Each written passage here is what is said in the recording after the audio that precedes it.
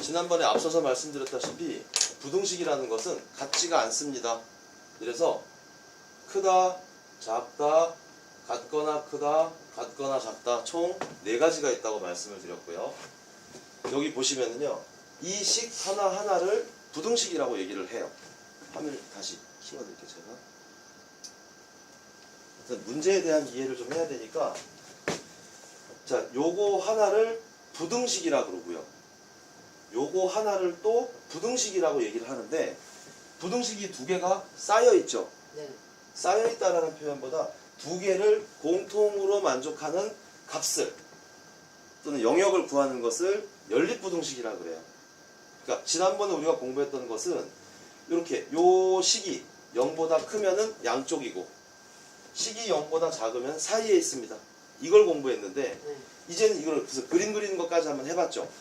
그걸 그림을 그려서 두 식의 다 공통적인 영역이 어딘가를 찾아보세요. 이거예요, 지금. 그래서 이 연립부등식은 사실 연립방정식과 이항정리라는 기초가 있어야만 하실 수가 있어요. 일단 지금 동영상 찍고 있으니까 마음 편하게 그냥 한번 보세요. 요 식에서 x값의 영역을 한번 찾아보도록 하겠습니다. 그러면 문자가 있는 식에서 이거 x의 영역을 찾으려면 한쪽에는 문자, 한쪽에는 숫자를 다 몰아야 된다고 말씀을 드렸어요. 그러니까 여기는 보시면 요 부등호의 왼쪽에는 문자만 쫙 3과 x라는 문자만 놔두고 요 부등호는 그대로 둔 채로 얘만 넘기는 거예요. 이야. 이항을 하죠. 이항을 할 때 플러스 마이너스는 부호가 바뀝니다 이랬죠? 네. 그래서 이게 6. 플러스 6이 되고, 그 다음 여기 x 옆에 있는 3 요게 또 숫자잖아요. 네, 얘도 넘겨줘야 되는데 이건 곱하기로 연결되어 있는 상태니까 넘어가면 자리가 바뀝니다 이랬어요. 네. 자리로 바뀌면 곱하기가 분모. 넘어가면 분모 자리로. 그래서 결국 요 식을 다 풀면 3이 6 밑으로 가니까 x는 3분의 6보다 크다. 이게 나오죠. 이게 요 밑으로 갔어요 지금. 네. 그래서 이걸 다 계산을 하면 최종적으로는 약분을 하면 x는 2. 2보다 크다라는 하나의 요 식의 영역이 나오는 거예요. 그렇게 하나 해결해 놓고 네. 그림까지 아예 그려볼까 마무리로. 자, 수직선 이렇게 돼 있습니다. 네. 0이 있고 1, 2, 3, 4 마이너스 1, 마이너스 2, 마이너스 3 이렇게 있을 때 첫 번째 식의 x 영역은 2보다 크니까 2를 기준으로 해서 크니까 요리 간다는 거죠. 큰 쪽이니까. 네. 요 화살표 보이세요? 네. 2보다 크면 다 x 값이 되는 거예요. 3도 되고 4도 되고 5도 되고 100도 되겠죠. 다만 요건 지금 단순히 그냥 크다예요, 같거나 크다예요. 자, 등호가 있어요, 없어요? 크다. 등호라는 는이 없죠. 네. 그러면 얘를 안 데리고 가니까 여기를 비워두는 거죠. 요까지 지난번 해봤단 말이에요. 네. 네. 그 다음 두 번째 식 봅니다. 자, 따라해보세요. 가로 곱하기 가로. 가로 곱하기 가로. 이 식을 외우셔야 돼요. 가로 곱하기 가로가 0보다 작다. 어머나, 작으면 사이구나. 외우셔야 되죠. 요 가로를 만족하는 x값은 부호 바꾸면 되니까 1이고요. 여기를 만족하는 x값은 부호 플러스 바꾸면 4. 되니까 4가 되겠죠. 네. 그래서 요 두 번째 요 식의 x의 범위는 1과 4의 사이에 x값이 들어간다. 이렇게 해야 되겠죠. 1부터 4까지니까. 사이. 그러면 여기서는 지금 이렇게 되면 요 두 번째 식의 영역을 여기다가 같이 겹쳐서 표현을 해봐는 거예요. 연립이라는 말은 두 개의 공통된 영역을 찾으시라는 거니까, 자, 여기다 엎어서 그릴게요. 다만 색깔을 좀 다르게. 1이 어디 있어? 여기 있죠. 네. 4는 여기 있어요. 네. 두 번째 식의 영역은 1부터 4의 사이라 그랬으니까 요렇게 돼가지고 요렇게 겹쳐서 그려놓고, 빨간색은 지금 두 번째 식의 영역인 거예요. 까만색은 첫 번째 식의 영역이죠. 풀어서 연립이니까 둘 다의 공통적인 부분을 찾아야 되는 건데, 자, 색깔 두 가지가 겹치는 자리가 어디부터 어디까지일까요? 1부터 4. 안 돼요. 왜요? 1부터 4까지는 두 번째 식의 영역이고, 2부터 4. 그렇죠. 까만색도 있고 빨간색도 있는 자리는 2에서부터 4까지가 되겠죠. 겹치는 자리가. 이해되시는 거죠? 네. 그래서 두 개를 다 합쳤을 때의 범위는 2 여기서부터 4까지라 이거죠. 이게 요 말인 거예요. 해가 뭐냐? x값을 해라 그래요. 뭐라 그런다고요? X가. x값을 해라 그래요. 또 근이라고도 해요. 원이라고도 해요. 값이라고도 해요. 같은 말입니다. 다 이게.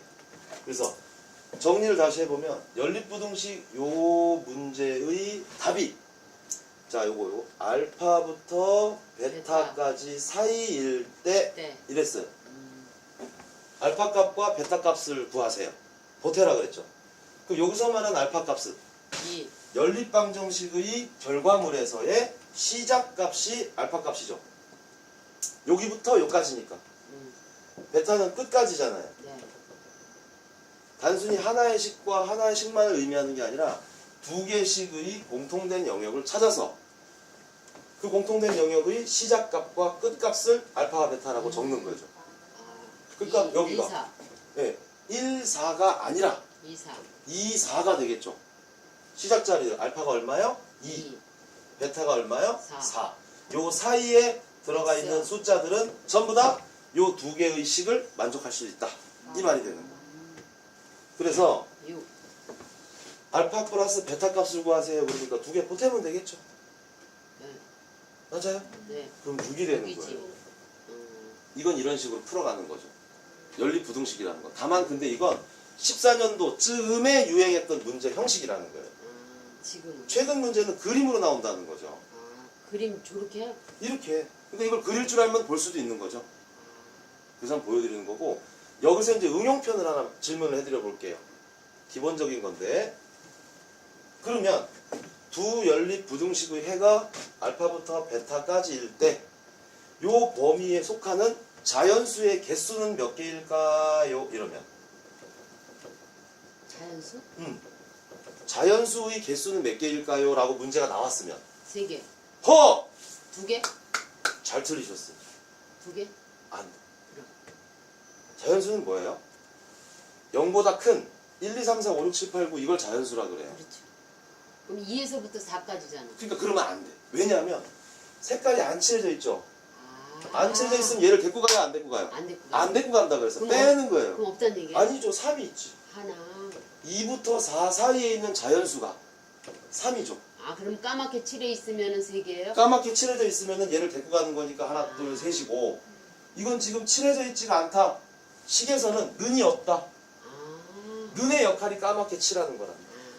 사실 는이 있으면 까맣게 칠하는 거고 그걸 데리고 가는 거니까 포함해서 세야 되고 는이 없는 식이니까 하얗게 표시하는 거고 얘를 안 데리고 가는 거니까 빼고 난 요거 한 개만 얘기하는 거라. 한 개. 오케이. 접수되시겠습니까? 전에 수에 체계할 때 공부했던 건데 다시 한번 짚고 넘어갈게요. 네. 0은 0이라 그래요. 이쪽 우측에 있는 1, 2, 3, 4, 5는 자연수라 그래요. 양의 정수라고 합니다. 그렇지. 음의 0의 왼쪽에 있는 마이너스 달고 있는 애들은 음의 정수라 그러고 마이너스인 음의 정수와 양의 정수와 0을 다 합쳐서 정수라 그래요. 그러니까 정수의 개수가 몇 개입니까? 라고 물어볼 수도 있고 지금처럼 자연수의 개수가 몇 개입니까? 라고 물어볼 수도 있는 거고 하지만 요건 옛날 유형. 정수는 이제 음수, 양수 플러스 다 얘기하는 거. 음수, 양수 0까지 다 포함한 게 정수예요. 0 빼시면 안 돼 정수에는. 제가 지금 물음이 자연수라 그랬으니까 요거만 한 거고 어차피 범위가 자연수 범위였으니까 요거 접수되시겠어요? 네. 다시 정리요. 네. 연립부등식이라는 거는 부등식 2개를 또는 3개를 연이어서 풀어주는 것이 연립부등식인데 네. 얘네가 2개든 3개든 간에 3개가 항상 이 2개는 공통적인 영역에 들어가 있는 것을 찾는 게 연립이란 말이에요. 연립방정식도 연립부등식도. 그래서 요것의 해라는 말은 값이란 뜻이에요. 알파와 베타의 사이에 있을 때. 그러니까 알파를 시작점으로 잡고 베타를 끝점으로 잡았어요. 여기는 요 두 숫자를 구해서 보태시라는 게 최종 문제니까 문제 파악을 하고 나서 들어가시는 게 1순위. 두 번째는 요 식을 풀어내서 범위를 정하실 수 있어야 되고 요 식을 풀어서 범위를 정하기 위해서는 문제 모형을 외우셔야 된다는 거예요. 모양을. 그 다음 풀어놓은 이 나온 영역을 가지고 수직선에다 표시도 하실 수 있어야 되는 거. 요까지 가야 최근 유형에 적응하실 수 있는 거예요. 한 문제 설명이 길어지긴 했는데 새로운 용어들이 나와서 그랬어요. 자, 찍으세요. 그러면 글이라고 나오나 봐요.